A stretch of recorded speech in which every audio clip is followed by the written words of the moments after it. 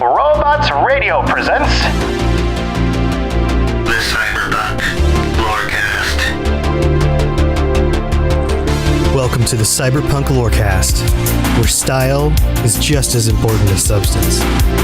Welcome to the podcast where we explore the lore, news, and gameplay of the Cyberpunk games and other dystopian worlds. I'm your host, Robots.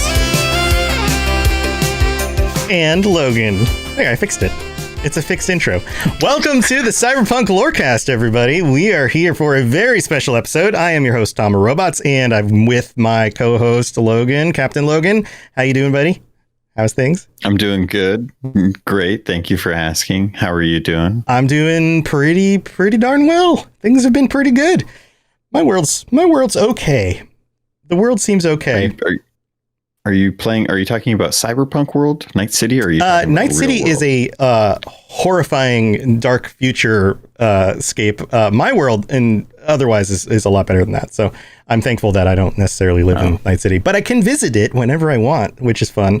And we're going to be talking about that today because we have 3 of our patrons here this week. This is super exciting for us. 3 of our patrons to chime in about their experiences in Night City for Cyberpunk 2077. We have back Kaither, and Kaither is going to be announcing our winner of our contest, or his contest, because he's giving away this statue. And we've had a screenshot contest for the last month. Kaither, how you doing, buddy? Fine. Tired, but fine. Tired, but fine. Well, cool. You picked a winner, I know. You want to wait till the end and reveal it at the end? We can, yeah. Okay, we'll do that last. I really want to know. Yeah, he picked a good one too. I've seen the screenshot. It's in fact, just to say, we had a lot of people enter. There's a lot of awesome screenshots. Some of you guys have clearly taken some photo classes, or at least know what you're doing, because some of those are really badass looking screenshots. It was down to like about 3 or 4 of them, and it was just really hard to pick. Yeah. I'm glad I didn't have to choose, because sometimes, being a content creator, I'm the one who has to choose this kind of stuff. And oftentimes I'll just let people vote on things because it's so hard to make the decision. Yeah. Yeah. A lot of these, like there's the one I picked. I'm like, I would have never thought I would have never been able to pull that off. Yeah. Yeah. That's some cool. of them on there were the patience to take the pictures. Set them up, make them look really good. Yeah.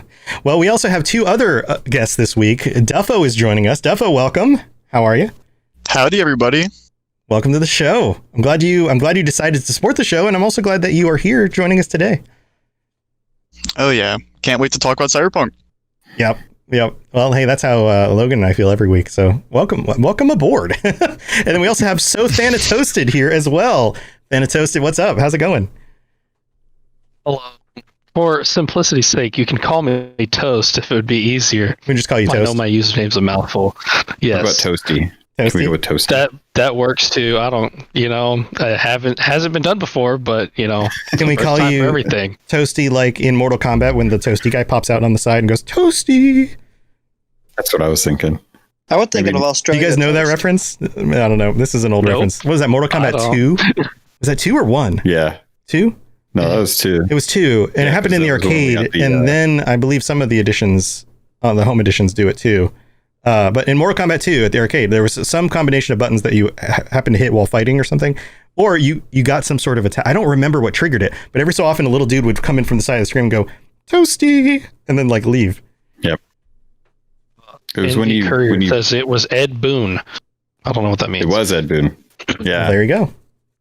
He got it. I don't remember why though. I don't remember what triggered it, but it happened all the time. Yeah. But anyway, well, this is not the Mortal Kombat Lorecast, although that might be kind of a weird show to do. Maybe I'm not going to do it, but if you want to do one, I might listen to it. But welcome to the Cyberpunk Lorecast. Hey, let's dig into your experiences on Cyberpunk. We didn't talk about who wants to go first this week. Would anybody like to start us off with stories about what they've done so far in the game and their experiences and thoughts on it so far? Any of their new people? Duffo. Yeah, why don't you go ahead and start? You go ahead. I'm going to call you Duffy and Toasty and Kaither, and it'll just go from there. Already works for me. All right, thanks for having me, Tom. So when I first started up Cyberpunk, when I first like walked onto the streets, it was such a surreal experience because like way back since the first reveal, I've been waiting and waiting and waiting for this game to come out, and then as soon as it came out, I was like, I'm just gonna walk around and drive, and I'm just gonna go and experience Night City, and it was so weird. The very first time driving around, experiencing everything. Weird, surreal, like you're actually in that space after having thought about it for a long time, like that kind of weird. Yeah, because it was almost like the world was a little bit better than I imagined. Like. I always imagined super tall skyscrapers, flying cars, all that, but it was so much better than I imagined. The colors were a lot more bright than I figured. I thought it would be more dark, like Blade Runner-esque. Yeah, it's not always rainy. It's not always dark out. They're like sunshiny days. Yeah, it was totally like very synth wavy. Yep, like that style of music. Yeah, definitely. Yeah. So how much time did you spend? You just kind of stole a car, or just got in your car and just kind of drove around? Did you? Oh yeah, like of course I walked up to a Quadra, but of course I couldn't get that right off the bat. But I eventually settled for some like sedan, and I just started driving around, and it was like, I don't know, probably like 2 full sessions of me playing, just driving around, like not even worrying about the story, just driving and experiencing everything. So what did you, this is really interesting because this is a very unique way to start the game, right? Like most of us kind of dove right in. We got really involved with the story right off the bat.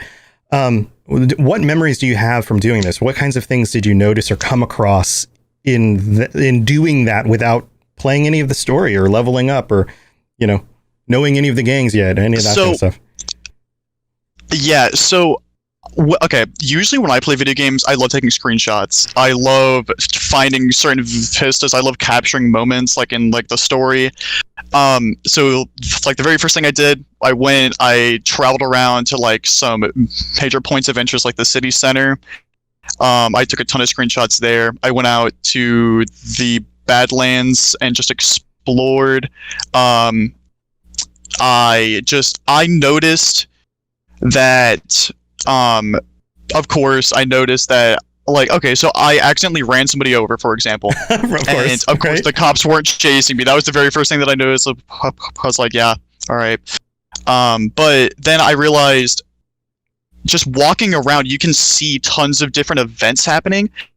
Like, the very first one that I experienced was there were 2 policemen walking up to like this ramen stand and was like, like I just listened to that conversation between them 2, talking to the restaurant owner and just like seeing what was up. And then I don't know if I got a quest or something from that, but I learned something from that. I don't know what it was, but I got something from that.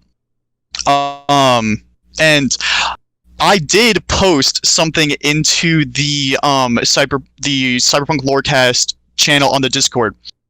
I was driving around what's the Spanish area called again? Haywood? No, the other one, I'm sorry. Santo Domingo? Yes. So it was Santo Domingo. I was parked at a stoplight, and I don't know what it was, but there was this flying like saucer shape, and it just hovered directly over the intersection that I was at, and then it just zoomed away. It just like within the blink of an eye, it was gone. What? I don't know what it was. It wasn't like a transport or anything. It was like a no. It was like the stereotypical 1950s, 60s UFO saucer type deal. That's really weird. I haven't heard anybody else talk about, because sometimes developers will put something in a game that's something that only occurs every so often. So, for example, running into Bigfoot in Red Dead Redemption or something like that, right? But yeah, that's really interesting. I hadn't heard anybody else talk about that. That's really cool. It was so weird, and it was almost like there was like a spotlight coming off of it, like it was like searching for something. I don't know what it was, but it was odd. That is really, really weird. Really cool. That's really, really cool. That's a really neat first thing to experience. I have a feeling you probably haven't come across that again. Yeah, no way. No. So, so Toasty, what was your beginning experience like? We'll just call you Toasty for now. My beginning experience. Yeah, when you first jumped in the game, what was, because Duffo's driving around, checking everything out, taking pictures, finding UFOs. What was your what life path did you choose? How did you get into the game? Okay, so first life path I picked was Nomad. That's incredibly hard because I was like, I'm gonna play this game and I'm gonna play it on hard. Wow. So, yeah, I haven't gotten very far on that. I decided to go back and finish the game on an easier difficulty. But I was, for some reason, like whenever I did it, my experience. One of the first things I remember was just like when you first go to V's apartment. Mm-hmm. And just like interacting with stuff. I like actually spent like 10 minutes sitting on V's couch flicking through the channel because I wanted to like immerse myself in the world. I was like, I'm gonna do all of this. And then there was a weird glitch where for some reason I went and looked in the mirror because I was like, oh, that's a mirror, I can like see what I look like. But my clothes disappeared. Right. And I was like, oh, no, stop. Whoa. This is not what I wanted. Okay. I was just very surprised about it. But it was just, yeah, I just spent, like, I did that. I, like, turned on the radio and, like, listened to, like, what the radio had to say. I went and took a shower. I went and flushed the toilet. Like, I just did every little thing you can do in V's apartment. And that was, like, my first thing. And then just exploring that apartment building, just like walking around the halls, looking at the people. I think it was like the main thing is like looking how the people like looked and seeing like just the different designs of people and whatnot, which is like, I mean, the people design is so cool, like honestly. Oh yeah. So yeah, what is the I want to open this. You got me thinking on a tangent here. Do you guys, what is the most memorable person that you've run into? Do you have any like memories of like, oh, I ran into this guy or this woman or whoever, and you're just like, holy crap, they were hilarious? I do. Or the just guy badass. with the malfunctioning Mr. Steed. Mr. Stud? Mr. Stud? Oh. Yeah. That's funny. That's actually a voice actor who is big in the World of Warcraft community named Jesse Cox. He actually got that role. It's the perfect role for his name. Oh, yeah, such an unfortunate name. Oh, yeah. Well, Wait. I feel like I've heard that name before, and I have never played World of Warcraft, so they must have done like a lot of other things. Voice actors who do stuff in games often do things for other games as well. Like there's a lot of crossover. He's aspiring. He's, this is one of the couple other roles I think I've ever heard of him being able to get, but he's mostly been like a YouTube and Twitch streamer. But yeah, he's been doing a lot of content for World of Warcraft. But yeah, when I found out that he was going to be in Cyberpunk, I was wondering to see like what it was going to be. And when it was the malfunctioning Mr. Steed, I could hear his voice and I was like, oh, that's good. That's perfect. That works out so well. That's awesome. Yeah, he's been in a few different games, not a ton. Most Awesome Knots. He was Genji in Awesome Knots, not in Overwatch. Heroes of New Earth. Remember that? That didn't work out. Yeah. Some other ones that you probably haven't heard of. Things like Monster Prom, Love Esquire, Dark Knights with Poe and Monroe. Good games. A TV show. Plays character. Anyway, Paladins. That's the Overwatch type game. Oh, I love Paladins. Yeah. So he's been in a few things. That's cool. Okay, who else? I don't know about. Oh, sorry. Go ahead. Yeah, I was going to ask who else has a character that, or just somebody walking around the world that they remember distinctly. Oh, I was going to say this wasn't exactly like a funny person or whatever, but just the Vanishing Monk. That was or just the monks in general. Oh yeah. But mainly the Vanishing one, because it was just so strange of an experience. I mean, it was a very peaceful experience. I don't know that I played through that.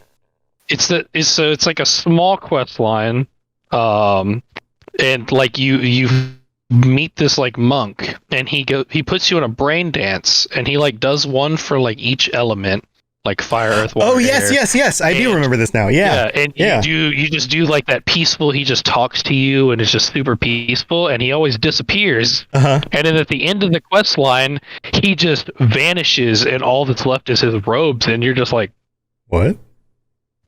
It's super Sounds funny. like Obi-Wan Kenobi. I do remember that now. go? Yeah. Yeah, that's funny. Yeah, Obi-Wan. He just poof. Maybe Darth Vader came by, and they had a fight, and it was his time to go into the Force. I mean, it would make sense. They had Darth Maul in the game already. Oh, Ray Park is in it? No, Oh. Oda with his red mantis blades. Oh, yeah. First thing I thought was Darth Maul. Oh god. That was a good fight. Kaither, do you have any that stand out? Any that you remember? Besides Mr. Stud now. No. Logan, you said there was one that you one specific just person random. The random people that you come across in the game, like as you're walking along the streets, like so many times I've been walking around in the world, and I'm sitting there trying to figure out, like, okay, the game has got some issues. I understand that. So, but is this person not supposed to be wearing clothes? Are they supposed to be wearing clothes, but they're just not loading in? So, like the half naked people that I come across, guys and girls, and I'm just like, this is so weird. Like, are they supposed to be like this? Is this Cyberpunk? If this is Cyberpunk, then this is Cyberpunk. Otherwise, I don't know. But yeah, that is just the a little weird people you come across. Right. So no, in chat, No Mercy says, what about the dude that wears nothing but shorty shorts with Daisy Dukes and a gold chain? And yeah, I took a picture of him. It was one of the first guys that I came across. And that dude, he's kind of a bigger guy, was kind of got a big gut on him, but he's wearing like these shortest little jean shorts, and he's got a big old gold chain, and he walks around. He's definitely in the game. You might have seen him.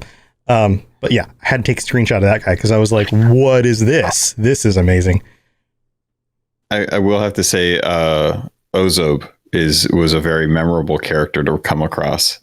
Both when you first kind of have to deal with him in like the fighting scene, but also just the random like mission that he has you do. Like that random mission, you don't really understand what's going on, and you don't want to ask too many questions because dude's got a grenade for a nose. But you're just sitting there like, you want to go get some food? Okay, cool. Where do you want to go? Here, cool. And then stuff just starts exploding, and you're like, okay.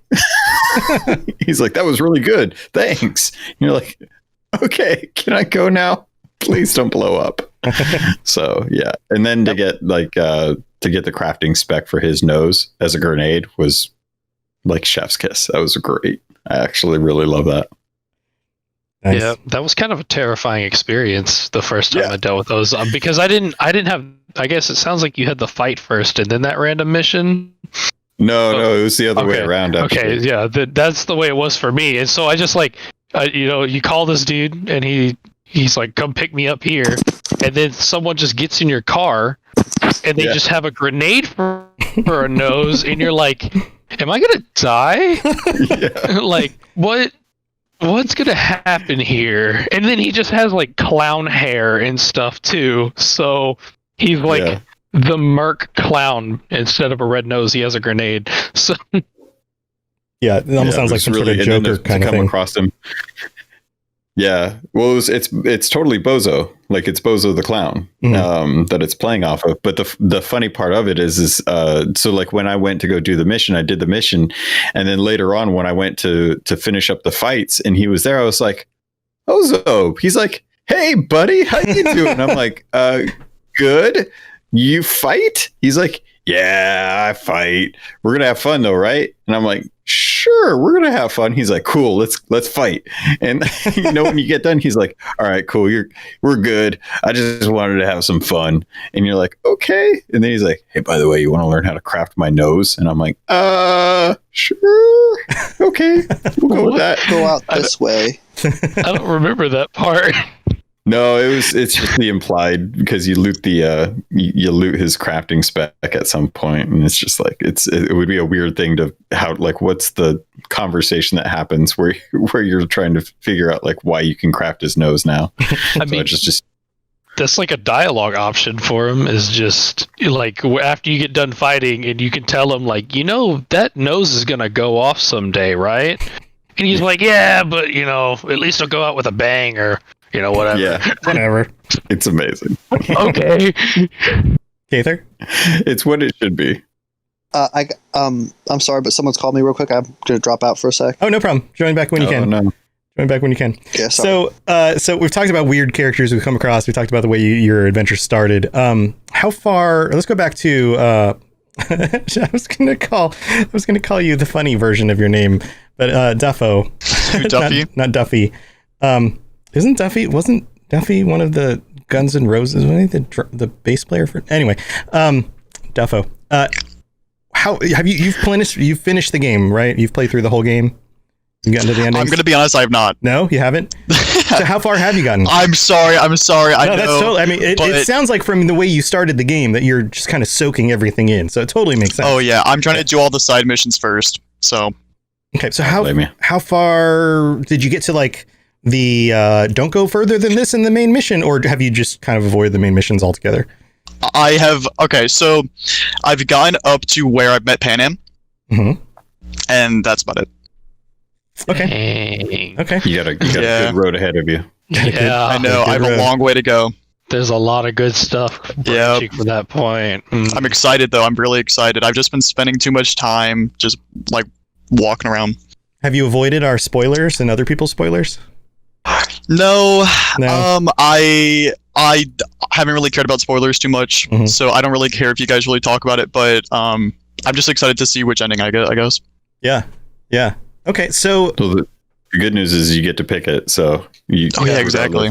Regardless of what way you go, you'll have a good time because you get to choose. Yeah, and it sounds like you're doing the doing everything, so you're gonna have the options. Yeah, you'll have every option. Yeah, I took your advice. I'm just gonna get everything done, and then once that's the only thing left, then I'm gonna hop in there. That's what I did. So, since you've been going through all this side content, you've been doing a lot of the little side quests, a lot of the stuff for the gangs, a lot of the stuff for the different whoever. What's some of your favorite stuff so far? Like, what have you really? What are you really enjoying about it? So. This is just a really specific example, but I was driving around, I think it was Santo Domingo as well. I was driving around and then I spotted this house and there were two cop cars sitting in the driveway, and I walked up and there was a there were two dead policemen, and then I had the ability to take their weapons and their jackets and stuff that they were using, and I just kind of walked around seeing what I could see if I could piece together what happened, I guess. It was just one of those moments where you walk up and it was like something did happen here, the world is alive, see if you can piece it together. Right. Yeah, like Bethesda does that a lot of storytelling by the environment. Oh, yeah. So did you figure out what was going on? I love Bethesda. No. I am no Sherlock Holmes, but I did sort of like to think that I was. And then another thing that I really loved was doing the Delamain quests sort of at the beginning, driving around and seeing all of Delamain's split personalities, like the suicidal one, the one that was like the one that's depressed creatures. yeah I love the ones with the flamingo. That one was so funny. That was a good one. Yeah, I was going to ask you guys about that. Like I feel like I don't know, because I haven't talked to anyone else about the Delamain quests, and being that there are a bunch of cars, and each one is so very different. I expected after I did the first one that it was going to be very similar. All the rest of them are going to be kind of, cut and paste, because a lot of times in open world games, that's what they'll do. Like, oh, go get this car back. Okay, now you got to do the same thing like 10 times, and then eventually you get all the cars back and you finish the quest. But after this, when I got to the second one, it was like, oh, that was very different than I expected. And then, of course, they all got more interesting or different from there. Did you particularly, it seems like you enjoyed them a lot. Did everybody enjoy these? Oh, for sure. Yeah. That was like one of the first quests I did, and that was just that was hilarious to me. I like just seeing all these split personalities. I thought it was great. I thought it was cool how it started out when you got to go into the factory. You got to go in the building with the company and that kind of stuff. Because I didn't expect that. Because you get through some of the early quest lines, and in the intro section of the game, you get in a Delamain car, and the guy talks to you, or the AI talks to you, and then realizing that like that's the head of the CEO of the company, and there's more going on with this. I was like, oh wow, totally didn't expect that. I thought that was really cool. The funny thing was I'm curious to know like how you guys read, or have you guys reached the end of it? I don't want to. Yeah, I have. Yeah. Okay. I'm curious how you guys ended up dealing with the situation at the end of that quest line. Why don't we highlight this just for anybody who doesn't want to know? Spoilers. You might want to skip ahead to 5 minutes or 10 minutes. But yeah, actually, I haven't finished that yet. That's one of the ones I haven't finished. Oh, you haven't? I haven't. Do we want to hold off on that? I'm not too worried about spoilers. I don't want to ruin it. But there's good options. Good options. Well, why don't we hold off on that? And I'll get to play through it. All right. So so you haven't finished it. You've kind of been doing all the side stuff. Are there certain gangs that you enjoy killing more? I mean, most of the gang stuff you do is like killing them and taking them out. You know, like that's really most of what happens. How do you feel about the gangs in the game? I hate Maelstrom. I hate Maelstrom so much. I'm sorry, but it's okay. I don't know how to feel about them. It's like they're trying to push this religion about, oh yeah, you gotta be like cybernetic to live and to like go on. I don't know how I feel about it. They're pushing their immortality. They definitely believe that their real power lies within. They think that they're above everybody else just because they're chromed out. Yeah. I think don't each of the gangs kind of justify? I mean, I guess you could even say each of the groups kind of justify their superiority through some means. Like the corpos are going to say, well, we're corpos and you guys are a bunch of scum, and so therefore we're better. You know, the voodoo boys are going to be like, you know, the real realities on the net, and being able to like tap into information. What the hell do you know in your meat suit? You know, like. I think the voodoo boys are probably at least in my opinion, not to cut you off, I'm sorry, but I would have to agree with you that they are probably the most pretentious group, just because they feel like they have their own area and they do their own things, and everything that they do is outside the norm of what all the other Night City kind of like people beneath them do. So it's like they're working on the real problems kind of thing. Right. But right. I can definitely see where all of them do it. Yeah, I think there are justifications for each, you know, like whatever, and we can go through all of them. But I think that in some way, each of them is going to say everyone else sucks and we're cool because of this reason, right? It's just Maelstrom just happens to be like complete douchebags about it. Yeah. But I think my favorite is probably the Valentinos.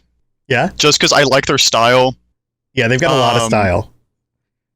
I play the game like I don't care about armor or like perks or like whatever. I'm doing it for style over substance. Cyberpunk's motto. I just like it. I feel like I like playing that so much more than worrying about like pen maxing, stuff like that. Mm-hmm. Toasted, what do you think? What are your thoughts on the gangs? The gangs?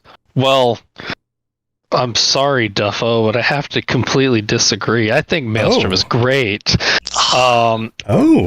Obviously, there's still a bunch of dudes, but they're absolutely hilarious whenever you deal with them. Because, you know, the beginning part's not the only time you deal with them. You deal with them later on. But I just think that they're just really funny, especially Dum Dum. And I know Captain Logan's a fan of Dum Dum. Dum Dum's pretty good. Dum Dum's awesome. He's just hilarious. I just think that they're hilarious. And honestly, like, yeah, they're all gonna go crazy at some point with cyberpsychosis, but like, it's fine. You know, you don't have to be a part of that You just can watch from the sidelines and enjoy what it is. And oh, sorry. Go ahead. No, go ahead. Go ahead. Finish. No, well, I was gonna move on to a different gig. So if you want to go on the Maelstrom, Oh no. Go ahead. Okay. I've got some thoughts that I want to share afterwards, but yeah, go ahead and finish, please. And then for my thing, and I do like the Valentino style. I think they're cool, whatever. But I actually don't like them as a gang. I think that they do a lot of bad things and justify those bad things with being devout, being kind of the religious gang. Because it's like anytime what's his Padre or whatever, he gives you that. Yeah. He gives you a mission or something, and you're going to do something incredibly bad, right? But he gives you a Bible verse, at the beginning or end of the quest, and it's you're a really bad dude, regardless of how you worship and whatnot. Yeah, well, it's very similar to I don't know, things the Catholic Church has done historically, and or the mafia. It's kind of based on reality.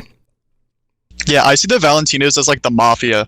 They're very similar. I think they're super religious, but they're still also going out and breaking people's kneecaps because they looked at them funny.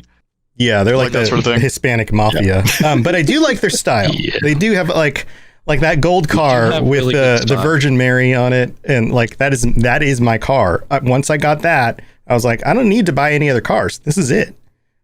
This is. Fun fact about that car, actually, because that's the car you get from that dude in the fight, right? Mm-hmm. Yeah. These are. So I guess the game registers him as giving you the car regardless of the situation. Oh. Because I decided to let him keep his car and the money. I was being super charitable. I liked the car, but I was like, this is his pride and joy. Yeah, it makes him really bummed out to hang on. Right. And I was like, you know what? You keep it. I got $400K on my person right now. I really don't need either of these things. I got the Caliburn. I really don't need your car. So I was like, yeah, sure, go ahead, keep it. But later on, during the final fight part, you can go talk to the different people you fought. And he tells you, or he asks you how that car's working for you. And I was like, but I didn't take the car. You have the car. Yeah, I wonder if you should know how your car is working.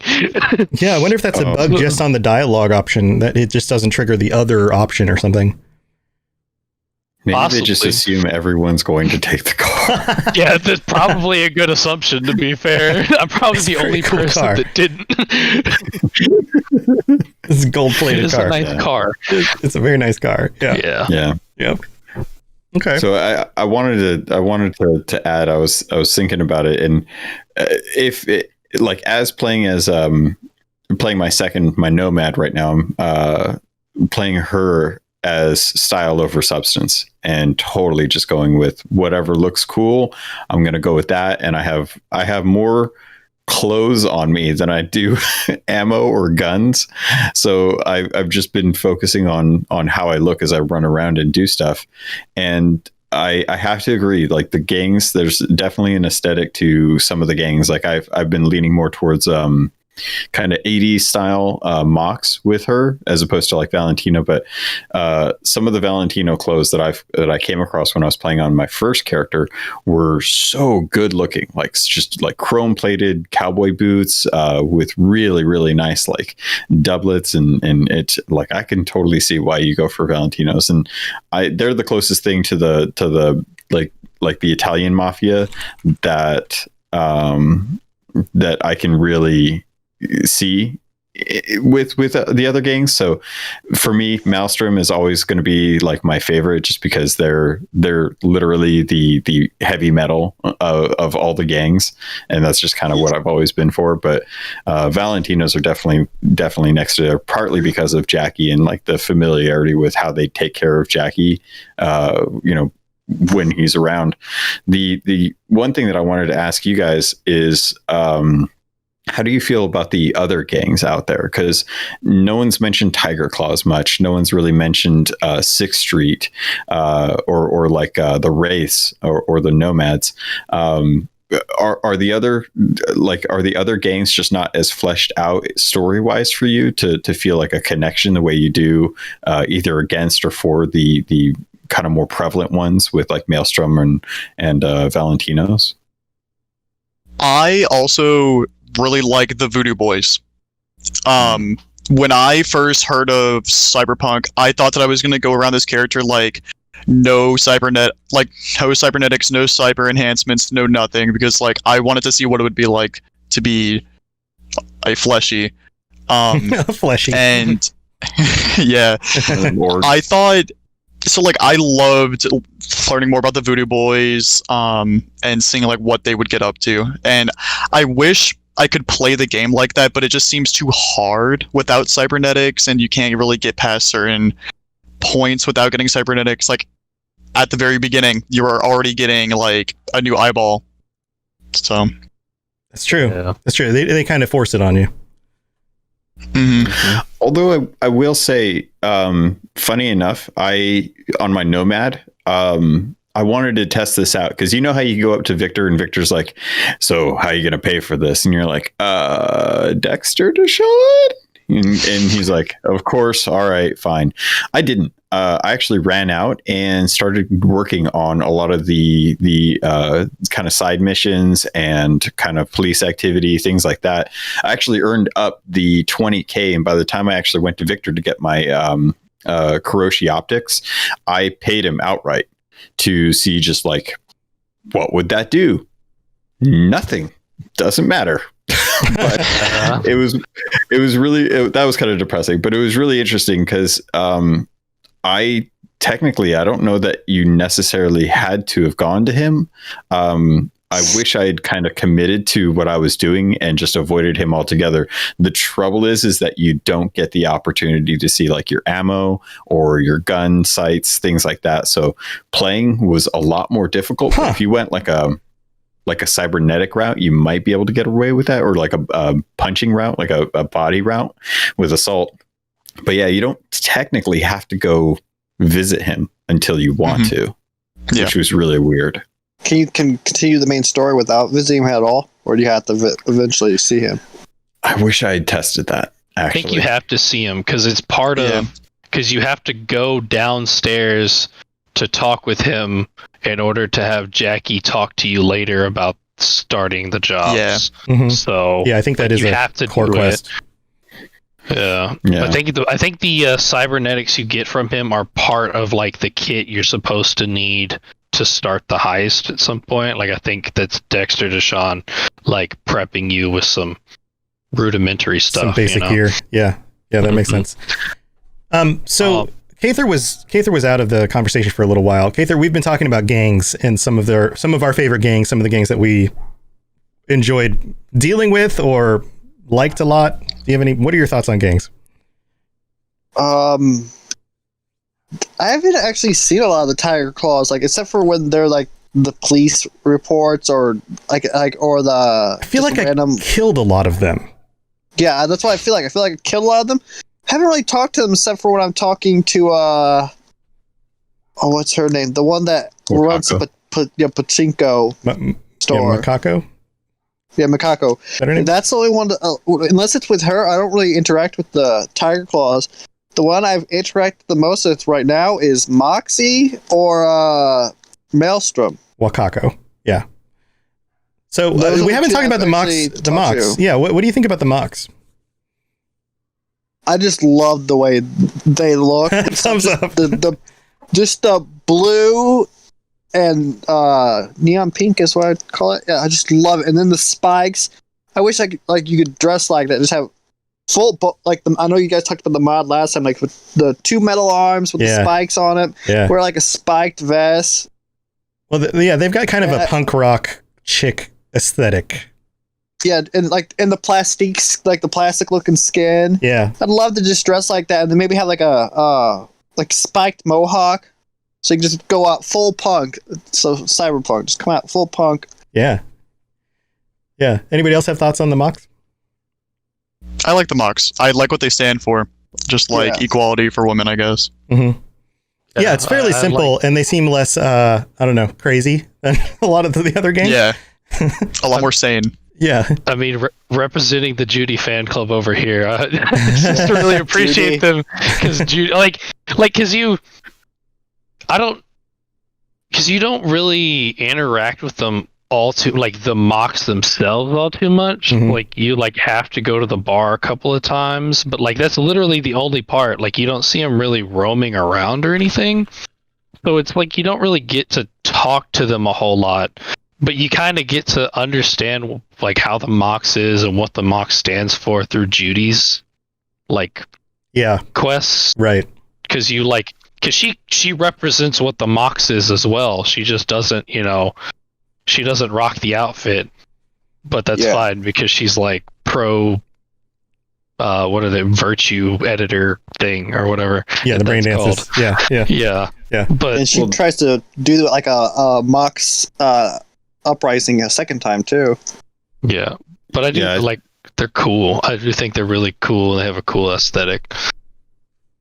I think she's kind of moved away from that aspect of her life. Like she used to be kind of deep in it, when she was hanging out with Evelyn and stuff. There was a part of her life where she probably would have looked a lot more like a Mox, but I definitely feel like at this point in her life, she's found a different career path that's a lot safer for her and a lot more sane for her. So I feel like that's kind of where she's kind of moved on to.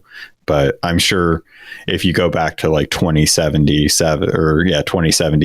you'd probably find her like over at Clouds or something, like looking much more like a typical doll kind of thing. Mm-hmm. Mm-hmm. So what makes her so appealing to you, Toast? Oh, is it just like, oh, she's an attractive girl? Is it like she's got a really cool personality? She seems very vulnerable. She's dealing with a lot of like heavy issues. Like there's a lot of that kind of thing going on. She's also very smart and very capable in her own ways. Yeah, I think it's just kind of like, I mean, one of the first interaction you get with her is just kind of like, my first thought in my mind was like cute. Like I thought like not appearance wise or anything, just the way she was acting whenever you show up, because she's just kind of like back there like messing around, and like Evelyn has to kind of like snap at her a little bit to get her attention. Right, she's like, whatever, I don't care, I'm just doing my own thing. Yeah. But then like you go from that and then like to the moment of, I gotta call T-Bug. And she's like, excuse me? Like, she just, like, stands up and, like, the fiery personality comes out. So I think that there's a lot of, like, dimension to her. And then you go through this entire quest line of it. And you get to experience. I think that's one of the biggest things is, like, the experience that you get out of, like, doing the quest line. Especially come, like, the last part of it. Where like you literally get to like you go on the scuba trip, swimming under the water to like her hometown, the place. In case, spoilers, just in case. Sorry, spoilers. Spoilers. Yeah. But you're like you get to like experience her hometown, like look at it, see where she grew up, but then you also get to hear the memories and the thoughts that she has during it, and that was like the biggest thing for me is that like it's. Like you're connecting more on like an emotional level because you're literally plugged into her brain for that part to like experience her emotions and her memories, and that was the part that really got me. Like that part of the quest line, just I don't know, just experiencing that. Yeah, she also finds out that you're not really healthy too. Yeah, and like you open up to her. That technology is would be both amazing and scary at the same time, because for as close as you can be to another human being, whether it's your parents, your children, your significant other, your best friend, you can only ever really explain your own perspectives and share what you feel through your words, right? And through, shared experiences, but you never really get inside somebody else's head. Like, that's not something we're able to do yet. Would that be something you would cherish, or would you feel like that's too much? I either don't want to invade somebody else's privacy on that level. I don't know if I could deal with it, or I don't want somebody else in my head on that level. What do you think? Or would that be a great opportunity? I already have to deal with enough voices. Sorry. No, that's fine. I deal with enough voices in my head. Yeah. Well, I feel like I would let somebody in my head, but I would make sure if I was going to go into somebody else's head, I would make sure to like just be like, are you sure that you're okay with it? Are you sure, like, when I say that, blah blah blah. I mean, that is like the ultimate I don't know, last wall of privacy, I guess. Yeah. I think this is kind of like a point where I like related to Judy, because like she can't really express herself the way that she wants. Like there's even like a voicemail part at the end where she straight up tells you, like, I'm really bad at like expressing myself, so I have to send you this voicemail in order to do so, rather than telling you in person. Yeah. So it's like, and I kind of have that, like, I find it difficult for me to like express myself in that same way. So I think, like, I don't think I could do it all the time, like let someone have access, but I think in order to like, maybe for someone like really special, like maybe my wife, like giving her a chance to see like specific things, because like, I don't like here's my experience of when I first met you. Yeah. Boom. Like, you give her that like 10-minute section of your memory, just like, here, experience what it was like the first time I saw you across a room. It's really cool. Yeah. I want you to feel this. Yeah, and in situations like that, like sometimes you just can't put it into words. Like, there's some things that like humans experience, like emotionally, that you can't relate in words. Oh yeah. So it's hard to like tell someone how they make you feel, because the words just aren't enough for it. Right. And I think that would be a cool situation. And like I said, I wouldn't do it permanently, but like maybe give you that like small little glimpse into like, to see truly this is the way I feel about something. Yeah. So that you fully understand that kind of thing. Yeah. I guess if you could put like walls around it, and be like, let me record this memory. Okay, let me go back and re-experience that memory. Okay, do I feel okay sharing this? Like, here you go. Plug that into your brain. Here's a little 5-minute snippet of what it was like to be me in this moment. But you're right. Human emotions and feelings are very complex. We often have contradictory feelings at the same time, and it's like a flavor profile in a really fancy food where you have multiple things happening at the same time, and it's hard to parse that into words. That's why we have things like poetry, and music, is because it's hard to express things like that. Oftentimes we don't even have the words for it. So I think that's just one of those really interesting things that I think about when I think about the technology in this world, is that level of connecting into somebody's mind is pretty phenomenal. Now we're getting close to the end of the episode. Logan, did you want to share something? If you guys are interested in that, I did want to toss this out there because it's relevant. But if you guys haven't, I would recommend reading Ready Player 2, especially if you enjoyed Ready Player 1. The story in that, and it's not too much of a spoiler, but what we're talking about is definitely a mainline point of like what's going on in that book. Like if you're trying to debate on whether or not you would want people to experience what you experience, and you want to see like what one of the potential outcomes of that kind of a situation would look like based from one author's perspective, Ready Player 2 actually approaches that very topic very interestingly. So it's good. It's stuff, because I have the audiobook. I just haven't had a chance to listen to it yet. Personally, I didn't like it as much as I liked the first one, but that's my personal opinion. I feel like that's the general. I would like to have. I feel like that's the general feeling about it, is that people are like, it's not as good as the first one, but it still might be worth checking out. Yeah, it was worth listening to. It was worth checking out. Yeah, I'm glad that I did listen to it. It was nice to get something different from Ernest Cline. But I feel like his strongest material was definitely in Ready Player One. Even Armada wasn't quite as strong as I had hoped it would be, given the nature of how good Ready Player One was for me. Interesting. Yeah, go check it out. Yeah, go check it out. So, before we wrap this up, there's two last things I wanted to make sure we have time to ask. One is Keanu Reeves, Johnny Silverhand. What were your thoughts on that character and Keanu Reeves' performance as that character? You guys have any thoughts on that? Kaither? Like how you guys talking about him last week about how like I didn't get to watch the live stream. I listened to the podcast about how if they didn't go with like Keanu as like I don't think you could have had Keanu's voice with a different body. Every time you'd hear that voice, you just think that's Keanu Reeves. I think if they had gone with some of the other art and stuff, they would had to pick another voice actor.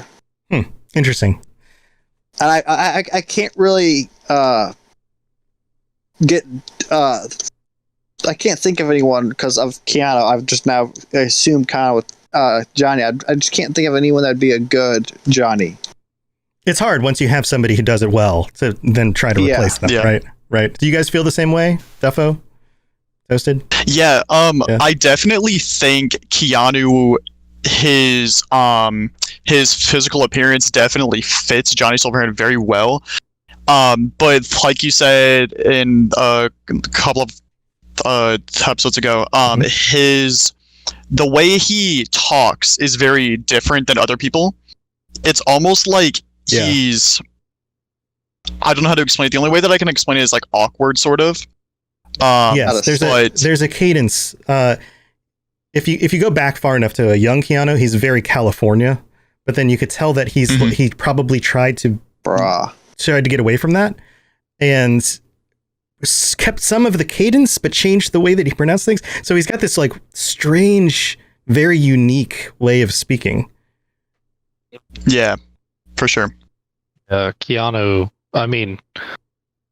he killed it, and I think we all expected that. Like he just does a great job regardless. But as far as like the character of Johnny Silverhand, I honestly speaking, like getting to the end part, spoilers. Spoiler time again. It's something about it, like he gives this very like this like kind of facade for a lot of the game of, like tough rocker boy or whatever, but when you actually get to the parts of like your relationship where it gets to like the more like deep parts of it, like he's really a genuine, authentic character. And like I think that in a way, and obviously you don't have a choice about it, but V did not deserve to have Johnny Silverhand in his or her mind, because like he's there like at every part, and even at the end part where you're like, if you decide, like just for the good ending, for example, because that's what I went with, if you decide like, I want the body, like I'm not ready to die yet, he tells you like, and he's telling you like, we go with the original plan, like you keep the body, I go with Alt, and he's there next to the well, and like he'll put, he puts his hand on your shoulder as you're going down, and just that, never stop fighting, like just that part, it's like that gave me chills. And then on the reverse end of it, when I did the Arasaka ending, like he was very betrayed. Like he seemed like he was very betrayed that you decided to go this route. Even so much as to, and I don't know if anybody tested this, I just accidentally came across it, but he's like sitting on the well or sitting somewhere, and he's looking away from you. And I think I moved to where I like went into his line of sight, and he turns his head in the other direction. Oh. And so I went back He looks to the away from other you? side. Yeah. Yes, he refuses to look at you because he's so betrayed by what you've done. Interesting. And I was just like, wow. Like, they even went to just the smallest little detail like that to, like, show, like, you know, you hurt him and he feels betrayed. And now, like, he'll never forgive you. He won't even look at you. He can't bring himself to do it. And I was like, wow. Yeah. Like, even that chills. Interesting. Yeah.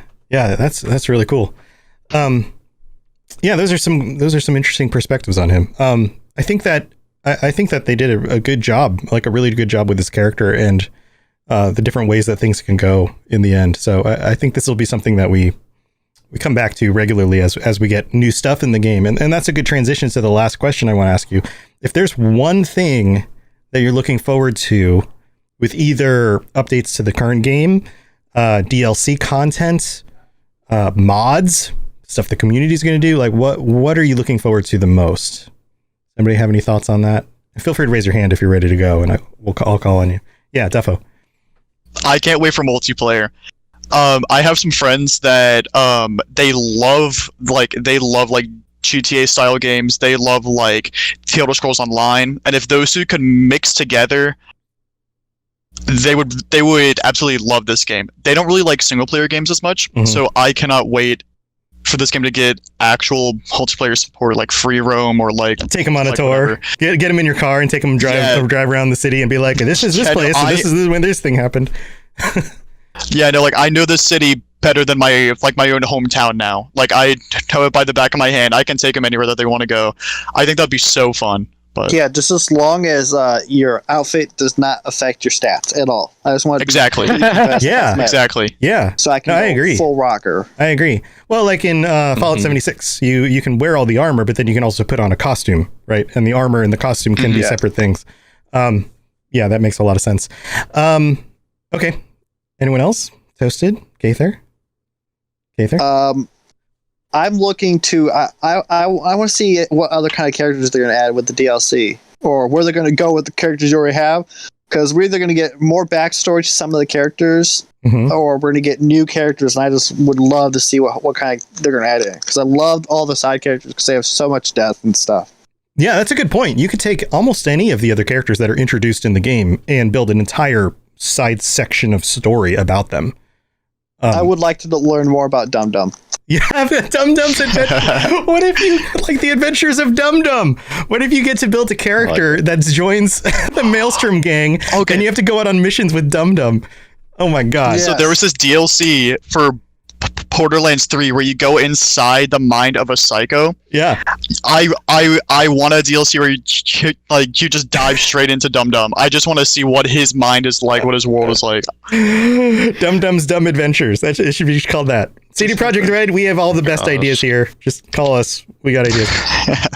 I just really want to know like what his conversations with his friends was like when Royce took over. He's like, well, Brick was going to put me next in line, but then Royce came into the situation and I don't think I'm going to get that promotion now. I think I'm going to be stuck as door rat. So I have to deal with this now. Something like that. You know, I would love to see Royce is a douche. Everyday I think I'll be able to have to shoot him, but I'm not going to do that. Like he's just like, yeah. Oh man, Dumb. All right, Toasted. What do you think? You know, it's just like I think I'm just looking forward to like what like the story that like any DLC will bring, because I mean the story was phenomenal in my opinion. Like it like everything about it, and just like the wholesome moments and everything, and it's kind of what I live for, is like the wholesome stuff, the stuff that gives me chills or can make me emotional. Yeah. It's just like that's the stuff that I look forward to, and you know they did a really good job of that part in my opinion. Like even down to the word choice on some situations, like for the endings where they just like the few endings where they have, you know, your last action, breathe free. And it was like, wow, that had so much depth in just those words to like you experience it. It's just like, yeah, That's the stuff that I like. Yeah. CD Projekt Red, you can tell based on their pedigree, right? The Witcher 3 and then now Cyberpunk, that the writing is their strong suit. That is the place where they know they have their strengths. And if they double down on that, then they're going to make those of us who are into the games for the writing and the stories very happy. Like, that's great. I hope, like with this multiplayer potential for the game and those kinds of things, that they can continue that they don't sacrifice any of that, but they also can up some of their, programming chops. And they had such a good start with the world, with creating a world that feels lived in and interesting, that they can continue building that part of it out as well, right? Being able to wear whatever clothes you want, jumping into the middle of a conversation, emergent things that happen in the world, police that actually chase you, like all of these kinds of things that would make the world feel more fleshed out, especially once we move into like a multiplayer version of whatever this is going to become. You kind of need that stuff in order to be able to do all of this with your friends. So hopefully that's what we get. Logan, do you have any last thoughts about future things that you want? I do. Yeah. I mean, obviously transmog and, better reworks for like crafting, things like that, things that we've talked about in the past. But realistically, I want the next couple DLC packs to really flesh out the rest of the zones. I want more interactions with the Voodoo Boys. I want actual discussions with like Sixth Street and the animals. Like, I want them to really flesh out what the point of the other gangs is, because at the moment it feels like it's kind of lopsided. It feels like you get a lot more from Maelstrom and Valentino's, the Mox and Tiger Claw. A lot of the stories revolving around Arasaka and stuff like that. Some of the other gangs just aren't as tied to the main plot of the game as they could be. So I want that. But I more than anything, I just want them to be able to let me know what's behind all those locked doors. That's it. I think a lot of it is nothing so far. But who knows? They have a lot of locations they could be building out stuff for. So I think that's part of the plan. Space. Yeah, I think that was part of the plan, was to create a map that was big enough and able to be used for whatever they happen to come up with next. I don't know. We're just going to have to see. Guys, thank you for joining me. This has been super fun. I hope you guys have had a good time joining us. And before we head out, we're going to announce our winner, Kaither. Kaither's going to announce the winner of the screenshot contest. We need like a drum roll here going on. Yeah, I just wanted to thank everyone that did submit and stuff. All the photos were really, really great. And stuff. I'm going to take a picture. I'm going to take an image of this and put it up on the stream so people can see it. The winner? Yeah, the winning image. So go ahead and say your thank yous, and then I'll pull it up here. The winning image is I picked bullet proof and stuff. It's image of, looks like V, kind of doing like a backflip / cartwheel, like one handstand over. It looks like I don't know exactly what vehicle it is, but it looks like a Mox motorcycle. Yeah, it's one of the Arch motorcycles. Here it is up on screen right here. Yeah, she's doing like a backflip with one hand off the back of this pink and blue Arch motorcycle. Yeah, that's pretty cool. While shooting her gun. And there's a cool filter over it, so everything looks kind of washed out. There's no HUD in it and stuff. There's no HUD. Yeah, very, very cool. So, and who was that? Who was the person who did that one? Bulletproof. Congratulations. Bullet dash proof. I'll message them and get their address and then ship it to them. Awesome. Well, congratulations. That's really cool. And thank you everybody who submitted your screenshots. We got all sorts of cool stuff showing up, and that channel is not going to go away. So as you guys take more screenshots, if you have really fun stuff you want to share with the rest of us in the community, please do so, because I don't always comment when they pop up, but I do enjoy taking a look when they do. So please make sure to do that. And if you aren't on our Discord, jump on the Robots Radio Discord. There's all sorts of fun stuff on there, and especially Cyberpunk things. And you know what? Who knows? In the next 2 years, if we get the multiplayer launch, it might be a really good place to find other people to play the game with. So, we'll keep our fingers crossed on that one. Guys, it's time to wrap it up. Why don't we go back through everybody, and you can share either things that you're doing that you want to talk about, if you want to just kind of call something out, or if you just want to let people know how to get a hold of you, even if it's just to say hi on the Discord, you're welcome to do that. Kaither, let's start with you. You can get a hold of me on Discord and stuff. Just Kaither on here. I think it's just Kaither. I'm not having anything going on right now. That's about it, actually. All right, cool. And until multiplayer comes out, then you can find me on PlayStation. Yeah, there you go. There you go. Duffo? You can reach me on Discord at Buffo in the server. I'm not really doing anything too important right now. I'm going to be starting up a YouTube channel soon, and I might post that into the Discord if I do start one. What's it going to be about?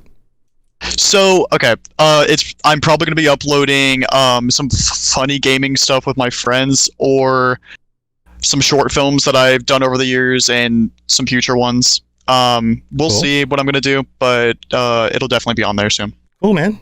Well, good luck with that. I spend a lot of time learning about marketing podcasts and videos and things like that. So if you ever have any questions, I'll be happy to help you. I'll be free to reach out with some, philosophy around building a successful YouTube channel. All right. Toasty. Can I call you Toasty still? He's cracking up. Fine. So, I mean, it's not Toasty. It's actually So Toasted on the Discord. And I have like a Twitter and nothing else because I don't want anything else. Hey, fair enough. And then I also I haven't done it in a while, but I'm hoping to like get the time to start doing it again, to be streaming on Twitch. At _Thanatoasted. I have streamed some Cyberpunk. I kind of want to stream like playing all the Fallout games. Yeah, that might be one of the things I want to do. Yeah. So, but I'll probably stream more Cyberpunk if Streamlabs doesn't crash my game over and over again. Yeah, I've had the same issue. The two don't get along very well. I think it's partly because Cyberpunk's such a resource hog. That's part of it. I'll figure it out. It's worth streaming. Well, good luck. Good luck. All right, Logan, what do you have going on? I'm actually doing the first community podcast for Keelhauled. Seasons, nice. Our battle pass system just went live on Sea of Thieves, so everyone's out there grinding through the first season that we've ever had, and that's been really fun. But yeah, I grabbed my Patreons and had them jump onto a call, kind of similar to this. We didn't do video just because everyone's, I usually do audio. I don't really put it up anywhere, but sure. My favorite people in the world for Sea of Thieves are all joining me on that episode. Dude, that's awesome.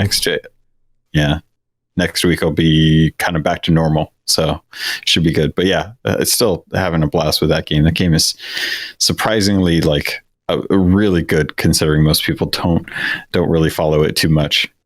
Yeah, it's a really good game. I wish I had more time to play more games. Trying to keep up with the games that I currently have and all the shows I do and everything else. It's kind of enough of my time as it is. But if I did have some extra time, I'd definitely jump in. But you never know. Sometimes I'll get the itch. I know at some point I'll be like, oh, I'll get the Microsoft Game Pass again. I'll jump back in. It'll happen one of these days. Let's see. I've got my regular shows. So I've got everything going on at the Robots Radio Network. We've got a bunch of shows on the network, including my shows, which are any of the ones on the network that have Lorecast in them, Fallout or Elder Scrolls or Cyberpunk or Dungeons and Dragons. Those are all mine. And a few other shows as well. And I've been working on stuff during the day. So usually in the mornings at some point, I will pop in my stream while I edit some stuff, and I'm happy to hang out with you guys, kind of be your work buddy, or even answer questions about like editing shows or just talk Cyberpunk, or whatever is on your mind. I love the company while I get stuff done during the day, and that would be really cool. Also, for those of you who are creators, we've got the Robots Radio Rocket Club, which is at 5. We've got 5 shows on it now. I've got room for one more before I feel like our group's going to be kind of full. So if you're interested in being associated with the network but need some help starting your own podcast, it's a great way to do it. You can check out more on the robotsradio.net website. But yeah, a wonderful group of people starting all sorts of different shows. So go check those out. And they're going to all be listed on the Robots Radio Discord when once they're all launched. So you can go check those out there. All right, guys. Thanks for joining me, and thank you again to you as our patrons and everybody else out there who are patrons who are helping to support the show. I would love to have you guys back again next month. We can talk about more of this or some other details, whatever you guys want. It's kind of your opportunity to bring up whatever we want to talk about. And if you are already a patron or not already a patron and want to join us next month, then check out the Patreon and you can sign up over there. Patreon.com/Cyberpunk Lorecast. All right, guys. Have a good rest of your week. Stay safe in Night City. We'll see you later. Bye.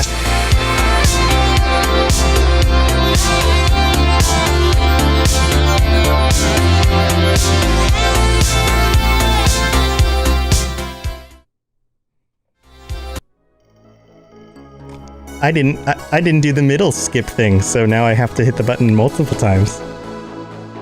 This is the actual ending. Thanks for tuning into the Cyberpunk Lorecast. This show is a part of the Robots Radio Network, smart podcasts for interesting people. If you'd like to help support the show, please tell a friend and leave a 5-star review on iTunes. If you'd like to get in contact, please send an email to cyberpunklorecast@gmail.com or follow us on Twitter @cyberpunklore. Also, join the community on the Robots Radio Discord. The link is in the show notes. The music on the show was written and performed by The Midnight and was used with their permission. Go check them out at themidnightofficial.com. Until next time, stay safe in Night City. We'll talk to you later. You've been listening to a Robots Radio podcast. Smart shows for interesting people. Check out all the shows at robotsradio.net.